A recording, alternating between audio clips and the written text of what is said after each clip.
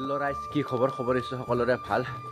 প্ৰথমতে হেপী গৰু বিহুৰ সকলোলৈ শুভেচ্ছা থাকিল আৰু অসমীয়া নৱবৰ্ষৰ সকলোলৈ শুভেচ্ছা থাকিল। আৰু আজি গৰু বিহু বুলি প্ৰথমতে এইফালে ৰেডি, এইফালে হালধি, এইফালে বেঙেনা, এইফালে লাও আৰু কিবা কিবি আছে।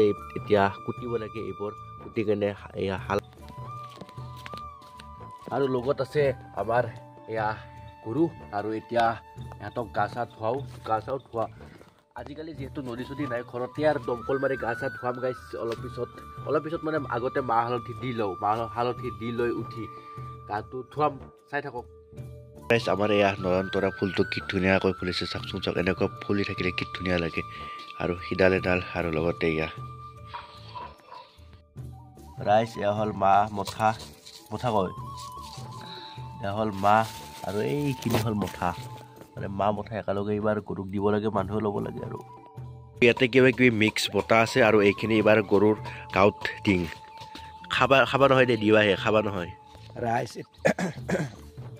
ৰাইজ এতিয়া মানে গৈ আছোঁ একবাৰ আমাৰ ৰাইজৰ পুখুৰীতনো গৰু চৰু গা ধুৱাইছে না নাই চাব। যদি গৰু চৰু গা ধুৱাইছে ৰাইজৰ পুখুৰীতে গৰু আনি গা ধুৱাব চেষ্টা কৰিম। যদি কোনেও ধোৱা নাই, দমকলতে পানী মাৰি ধুব লাগিব। আজিকালি সেনেকুৱা নিয়ম নোহোৱা হৈছে গাইছ। মানে কি পুখুৰী গা ধোৱা সেই আৰু গৰু চৰু নাই মানুহৰ, এটা বা দুটা গৰুৰ কাৰণে পুখুৰী ৰান্ধিব না, ঘৰতে আৰু মটৰ মাৰি দমকল মাৰি গাটো ধুৱাই দিয়ে। আৰু ৰাইজ মানে দেউতাই দমকলৰ পাৰত এনে নিয়মটো কৰি গাটো ধুৱাই দিলে দিয়ে। আৰু যিহেতু আজিকালি পুখুৰী নাই, এনেকৈ আৰু হ'ব দে, নিয়মটো কৰিছোঁ আৰু গাইছ।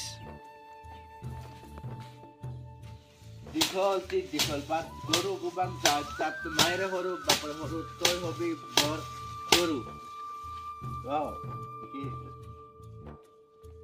লাও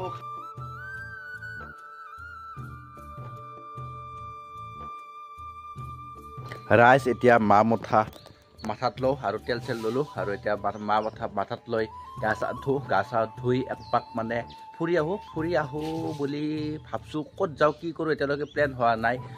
পাৰোঁ যদি প্ৰথমতে পাৰ্বতী পাহাৰে যাব চেষ্টা কৰোঁ। তাৰে পৰা ক'ত যাওঁ সেইটো নাজানো, কিন্তু প্ৰথমতে পাৰ্বতী পাহাৰৰ পৰা আহোঁ। গতিকে চাই থাকক। আৰু বিহু কৰ্মশালাও হৈ আছে বকত, আৰু তাতেও চাম। গতিকে দেখুৱাই থাকিম যিখিনি পাৰোঁ, চাই থাকিব। মানে ধোঁৱাৰ পৰা চাওক আমাৰ প্ৰদূষণ কেনেকুৱা হৈ আছে, চাওক গোটাই ধোঁৱা হৈ গৈছে। এনেকুৱা ধোঁৱা হৈ থাকিলে আমাৰ কি হ'ব গাইজ। ৰাইজ, এতিয়া আমি আহি পালোঁ বক পাৰ্বতী পাহাৰ। আৰু এইফালে আমি গাড়ী পাৰ্কিং কৰি দিলোঁ।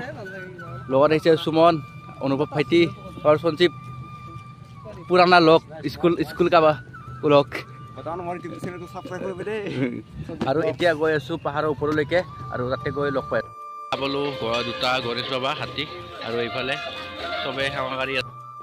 নমস্কাৰ ৰাইজ, আছোঁ বৰ্তমান আজি বক পাৰ্বতী পাহাৰত মেলা চাব। গতিকে আহক চাওঁ আজি পাৰ্বতী পাহাৰৰ মেলা, আহক। আমি এতিয়া যাম ভিতৰত। এতিয়া আমি গৈ আছোঁ পাহাৰৰ ওপৰলৈকে, চাই থাকক ব্লগটো। আৰু এতিয়া আমি ৰাইজ গৈ আছোঁ ওপৰলৈকে, আৰু চাকি ধূপ লৈ লৈছোঁ। আৰু আহি পালোঁ এইটো শিলটো য'ত মহাদেৱ আৰু মা পাৰ্বতীৰ ধুনীয়াকৈ চিত্ৰটো অঁকা হৈছিল। আৰু এতিয়া ইয়াৰ পৰা আৰু ওপৰলৈকে প্ৰায় 1 কিলোমিটাৰমান আছে চাগে, বলক।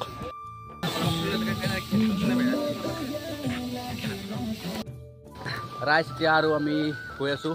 কিমান ভাড়া ধৰিছে নেকি? ভাড়া ধৰিছে? আৰু এই গৰু বিহুৰ দিনা বহুত ভক্তই আহে ইয়াতে, মানে মা পাৰ্বতীৰ ওচৰত সেৱা ল'বলৈ। আৰু চাওক কিমান মানুহ আহিছে। আমি মানে শ্বৰ্টকাট ৰাস্তাইদি গৈ আছোঁ। শ্বৰ্টকাট ৰাস্তাইদি গ'লেহে আমি তাৰমানে সোনকালে পাম। আৰু মানে ভাগৰ ধৰে, পাহাৰ না। আজি যিহেতু ৰ'দটো নাই, ৰ'দটো নোহোৱাৰ কাৰণে সিমান এটা ভাগৰো ধৰা নাই। গতিকে চলক ওপৰত গৈ ধুনীয়াকৈ লগ পাই আছোঁ।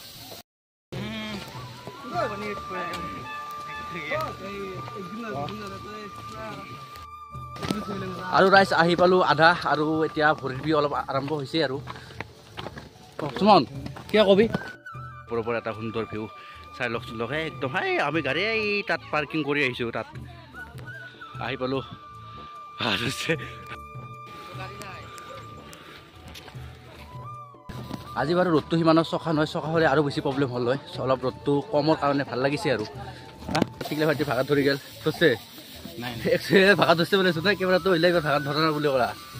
পাৰবি যাব ৰাইজ এতিয়া আমি আহি পালোঁ একদম মেইন ওপৰত এতিয়া অকণমান চিৰি দি উঠিব লাগিব এতিয়া ওপৰত আৰু আমি জোতা চেণ্ডেল 10 টকাকৈ থৈ আহিলোঁ আৰু আমি আহি পালোঁ ইয়াৰ চবৰ আৰু এতিয়া আমি আহি পালোঁ মেইন ওপৰত আৰু এতিয়া আমি চাকি ধূপ জ্বলাওঁ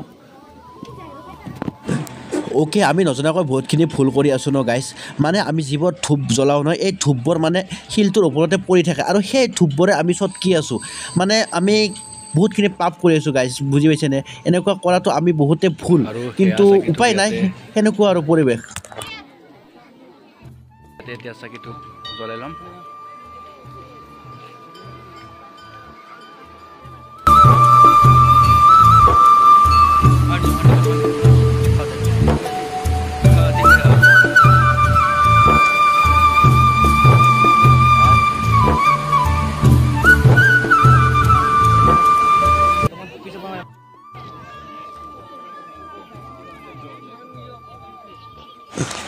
বাপৰে বাপ মানুহ হৈছে আৰু প্ৰতিবাৰে হয় এইবাৰ আৰু বেছিহানে পাওঁ মানুহ আমি মানে সোনকালতে গ'লোঁ সোনকালতে যোৱাৰ কাৰণে অলপ মানুহৰ ভিৰটো কম যদি আমি দেৰিকৈ যাওঁ আৰু মানুহৰ ভিৰ হ'ব মানে 10টা মানত গ'লে অলপ মানুহৰ ভিৰটো কম হয় 12টা মান গ'লেতো আৰু বেছি মানুহৰ ভিৰ হয় গম পাইছেনে গাইজ কথাটো এনেকুৱা আৰু এতিয়া আমি মানে সেৱা চেৱা লৈ এতিয়া অলপ জিৰালোঁ কাৰণ ৰ'দো দিছে বহুত আৰু এতিয়া ঘৰত যামেই আৰু বেছি টাইম নাই কাৰণ চালোঁ আমি যিহেতু প্ৰতিবাৰে বা মাজে মাজে আহি থাকোঁ সেইকাৰণে বেছি আৰু ইয়াত তাতে গৈ ৰোৱা নাই সেৱাটো গৈ সেৱা এটা লৈ আহিব চেষ্টা কৰিলোঁ আৰু এতিয়া গৈ আছোঁ তললৈকে তলত গৈ কিবা এটা খাই লৈ যাওঁ ঘৰত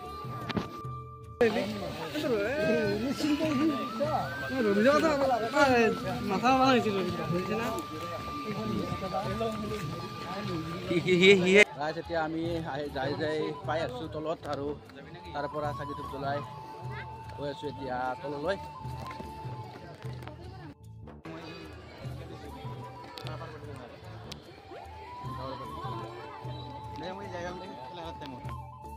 ৰাইজ এতিয়া কিবা কৰি বাহিৰত ওলোতে আৰু এতিয়া মানে আমি কিবা এটা খাব লাগে কি খাবি তোমাৰ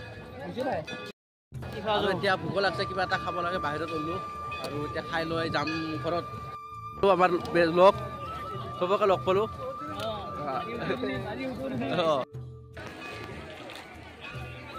আৰু এতিয়া আমি বক' পাৰ্বতী পাহাৰৰ পৰা চিধা আহি গ'লোঁ বিহু কৰ্মশালা যিহেতু চলি আছে বকত আৰু বিহু কৰ্মশালা চাবলৈ আৰু এই সৌবত নাচনী ইয়াতে নাচি আছে তাত নাচনীবিলাকে নাচি আছে অলৰেডি নাচা শেষ হ'লে বোধহয়